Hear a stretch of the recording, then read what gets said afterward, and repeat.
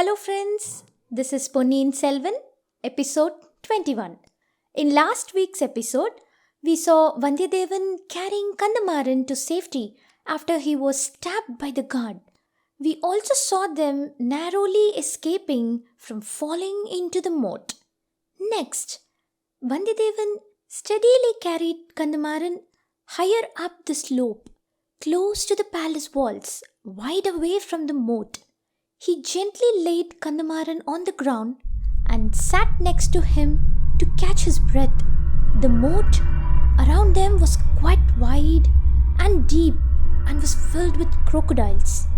There was no way Vandiyathevan could swim and cross the moat with the bleeding Kandamaran in tow. It would be an invitation to their own death. So he looked for other ways, and thankfully there was a fallen tree that formed a bridge over the moat. Vandiyathevan thanked all the gods and lifted Kandamaran onto his shoulders once again. He cautiously started walking over the tree and crossed 3/4 of the distance. But the tree branched and sank lower into the moat, so he couldn't continue to walk further over it.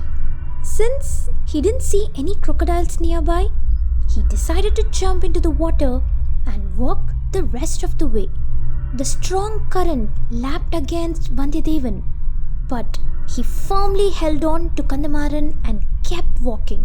Soon he reached the other side of the moat, laid Kandamaran on the ground to catch his breath, and had a sip of water. He bent over Kandamaran to check his heartbeat. His pulse was steady and breath was labored, but Vandiyathevan was relieved that he was alive. The knife was still sticking out his back, but Vandiyathevan decided to leave it in, as removing it would make him bleed out. Kandamaran needed immediate medical attention, and Vandiyathevan wondered who to trust, who to seek help. Sendha Namudan. Vandiyathevan remembered. Even his house was in the banks of Vadavaru. If I follow the river up, I'll surely reach his house, thought Vandiyathevan. He turned towards his friend to lift him up again, but Kandamaran's eyes were wide awake and staring at Vandiyathevan. Kandamara, can you see me? Asked Vandiyathevan hurriedly. Kandamaran in a pained voice said, my dear friend, who stabbed me in the back? I see you very well. Vandiyathevan was confused hearing this. Kandamara, I didn't stab you, he said. Yes, you didn't, but your knife did. How can you betray me like this? I was returning quickly through that tunnel in order to find you before you get caught by Chinna Palvetariya's men. I was going to find you, take you to Palvetariya, clear the misunderstanding, and get you a respectable position in his army. But you stabbed me in the back. How will I ever trust anyone in this world after my dear friend's betrayal? Said Kandamaran, fainting again. Listen to me, listen. I didn't stab you. It was them, said Vandiyathevan frustratedly, but Kandamaran had already lost consciousness. What a fool! Believes the people who stabbed him and doubts the person who saved him, thought a very exasperated Vandiyathevan. At least he shut up now. He again lifted Kandamaran onto his shoulders and started walking. After about half an hour, Vandiyathevan recognized the familiar fragrance, alerting him that Sendha Namudan's garden is closer. But when it came in view, Vandiyathevan was shocked to see that it was completely wrecked like a grasshopper-infested farmland. They must have traced me back to my stay at Amudan's home. Ruthless jerks. They destroyed this livelihood, and Why have they left my horse in plain sight? Ha, must be a bait, which means they must be close and watching, thought Vandiyadevan to himself. Vandiyadevan lowered Kandamaran to the ground. Then he soundlessly crouched and crawled closer to Sendhan Amudan's house, hiding in the dark. He noticed him sleeping on the porch, slowly touched him, and Amudan choked awake. Before he could make any sounds, Vandiyadevan quickly covered his mouth and hissed, "Amudan, it's me. Please don't make a peep." "Bro, what are you doing here? They are looking for you. You better take your horse and escape. Don't look back," warned Amudan hurriedly. "Yes, that's the plan. But before that, my friend has been stabbed and is in dire need of attention. Can you help?" asked Vandiyadevan. "Sure. Just bring him around through the back entrance. My mother will take care of him," said Sendhan Amudan. Vandiyadevan brought Kandamaran in and laid him on the floor. Sendhan Amudan gestured to his mother to bring everything needed to treat him. Then Sendhan Amudan held Kandamaran in place and Vandiyadevan pulled the knife out in one quick stroke. Blood gushed out of the injury site, but Sendhan Amudan's mom applied a mixture of medicinal herbs and kept pressure on the wound. This painful procedure woke the unconscious Kandamaran and made him scream bloody murder.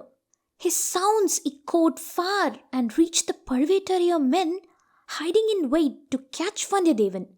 Amudan heard their footsteps and warned Vandiyadevan, "They are here. You better take off right now." Vandiyadevan immediately got onto his feet, paused for a second, and asked Sendhan Amudan, "Do you trust me?" Amudan replied, "I trust God, but I like you. So tell me, what do you want?" Vandiyadevan asked, "I don't know the ways around here. Can you come with me and show the way till Palayaru?" Immediately Amudan gestured something to his mom, and his mom gestured, asking them to leave quickly. The guards loudly knocked on the door. Sendhan Amudan's mother opened the door slightly and peeked outside. "Who's inside? We hear a noise," said one of the guards. Amudan's mom yelled at them to go away, but the men refused. Pushed the door as she tried to close it. She put her whole weight on the door but realized she can't hold it for longer. So she stepped away. The door flung open and a couple of men thrashing down onto the floor. The men behind just stepped over the fallen men and searched the house. They spotted Kandamaran covered in blood lying on the floor. "Hey, is that him?" asked one person. "Doesn't look like him, but I'm not sure," said the other person. "Why risk it? We better take him to Parvetariya's and let them decide," said the other person. In spite of Amudan's mom's protests, they lifted Kandamaran and carried him out the door when they heard a horse galloping away from the back of the house. "Hey, the man we are looking for is fleeing on that horse. This guy is someone else.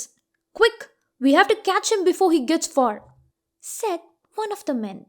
They dropped Kandamaran on the floor and charged in the direction of Vandiyadevan's departure. As Vandiyadevan's action-packed day was coming to an end, the next day began merrily for someone else. It was the person we lost at Tirupparambiyam Pallipadai. Yes, Nambi. As you might have noticed, our artist Muthu sir has been changing the color tone for each of the location in the story. And since the story is moving on to Palayaru, we are changing the color tone once again from the tone we used in Tanjavur or the tone we used in Kadambur. This is just one of the several hidden details in our video, and if you find more, please do comment below.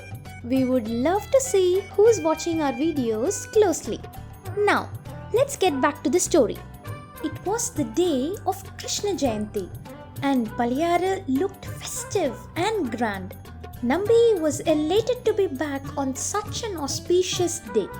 For a Vishnu devotee like Nambi, the scenes that unfolded before his eyes was a treat.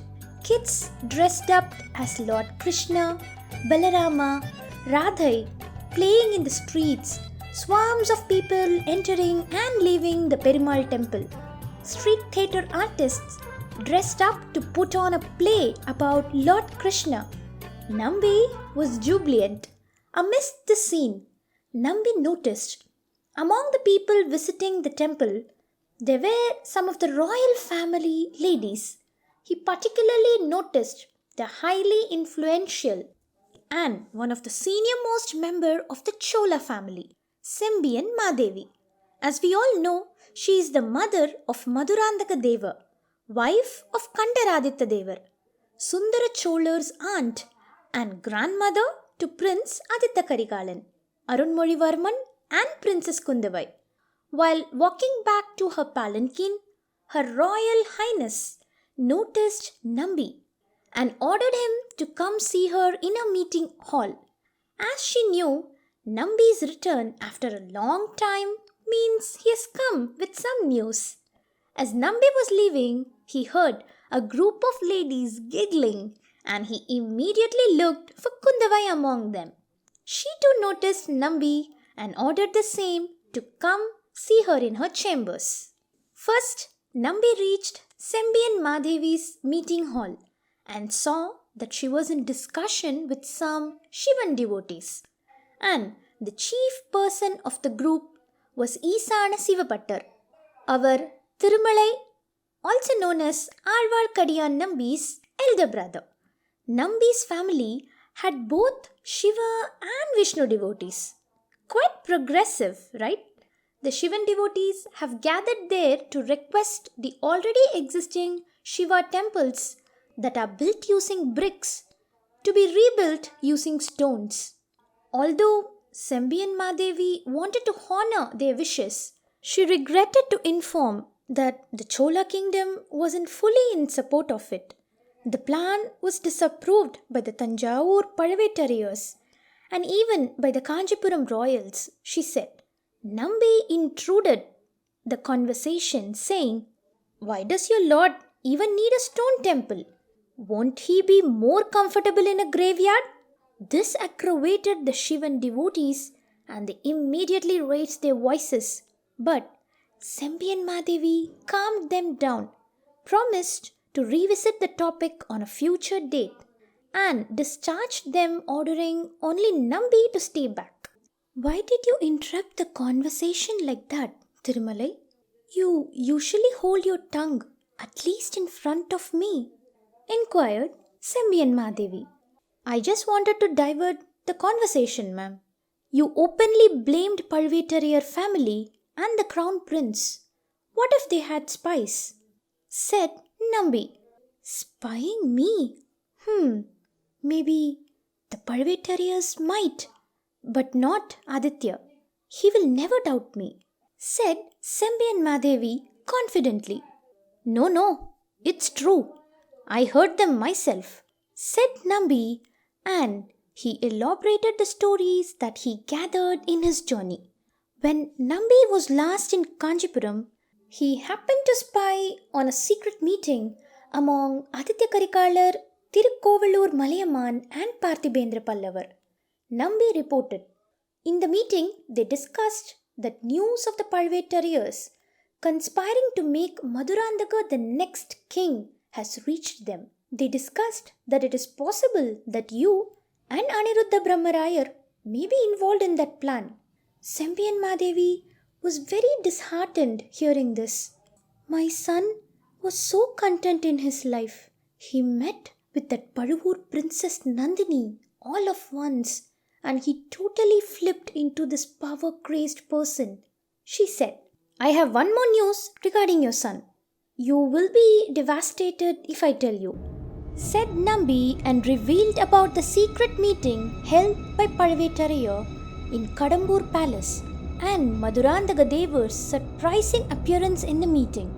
Sembian Madevi was truly shattered. She thought to herself, "Oh God, is this the punishment for what I did all those years back?" Wow, what do you think that it is about? Next, Nambi brought up Vandiyadevan.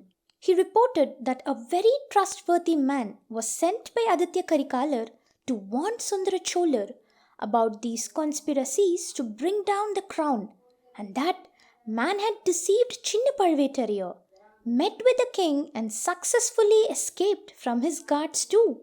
Sembian Mahadevi was impressed by the young man's feat, and she very much appreciated Vandiyadevan's cleverness. "Okay, Tirumalai, come see me once again before you get out of town. Meanwhile, I discuss it all with Kundavai and see what can be done about all this mess," said Sembian Mahadevi.